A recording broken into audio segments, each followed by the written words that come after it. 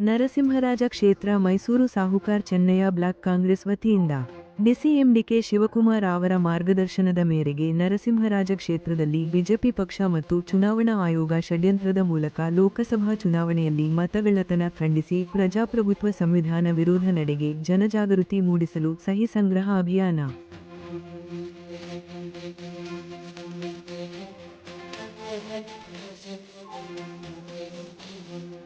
ಹಾಗೂ ಇದೇ ಬಿಜೆಪಿ ಕಳೆದ ಲೋಕಸಭಾ ಚುನಾವಣೆಯಲ್ಲಿ ನರಸಿಂಹರಾಜ ಕ್ಷೇತ್ರ ಮೈಸೂರಿನಲ್ಲಿ 32,000ಕ್ಕೂ ಅಧಿಕ ಮತಗಳ್ಳತನ ಮಾಡಿರುವುದನ್ನು ವಿರೋಧಿಸಿ ತನ್ವೀರ್ ಸೇಠ್ ಶಾಸಕರು,